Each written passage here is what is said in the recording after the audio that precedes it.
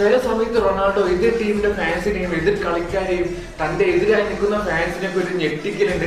അത്തരത്തിലൊരു ഞെട്ടിക്കലായിരുന്നു ഈ ഒരു ഗോള്. ഞാനൊരു മെസ്സി ഫാൻ ആയിട്ട് പോലും ഈ ഒരു ഗോള് കണ്ട് തലയിൽ കൈവച്ചു പോയി. നമ്മൾ ഇതേ ഒരു ഗോൾ ഒരുപാട് വട്ടം കണ്ടിട്ടുണ്ട്. റയലിന് വേണ്ടി കണ്ടിട്ടുണ്ട്, ജുവന്റസിന് വേണ്ടി കണ്ടിട്ടുണ്ട്.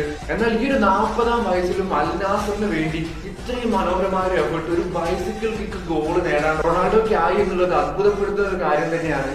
ഇതുകൊണ്ട് തന്നെയാണ് പലരും റൊണാൾഡോയെ കണ്ട് മോട്ടിവേറ്റഡ് ആവുന്നത്. നിങ്ങൾക്ക് എന്ത് തോന്നുന്നു? റൊണാൾഡോ ഒരു 1000 ഗോൾ എന്ന ഒരു മൈൽ സ്റ്റോണിലേക്ക് എത്തിച്ചേരുമോ? റൊണാൾഡോയ്ക്ക് അത് നേടാൻ സാധിക്കുമോ? ജസ്റ്റ് ഒന്ന് കമന്റ് ചെയ്യാം. ചില സമയത്ത്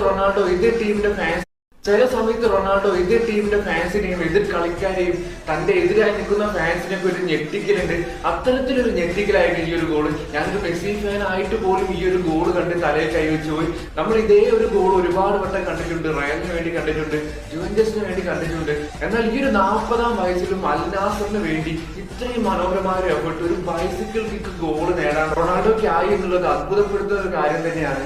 ഇതുകൊണ്ട് തന്നെയാണ് പലരും റൊണാൾഡോയെ കണ്ട് മോട്ടിവേറ്റഡ് ആവുന്നത്. നിങ്ങൾക്ക് എന്ത് തോന്നുന്നു? റൊണാൾഡോ ഒരു 1000 ഗോൾ എന്ന ഒരു മൈൽ സ്റ്റോണിലേക്ക് എത്തിച്ചേരുമോ? റൊണാൾഡോയ്ക്ക് അത് നേടാൻ സാധിക്കുമോ? ജസ്റ്റ് ഒന്ന് കമന്റ് ചെയ്യാം. ചില സമയത്ത് റൊണാൾഡോ എതിർ ടീമിന്റെ ഫാൻ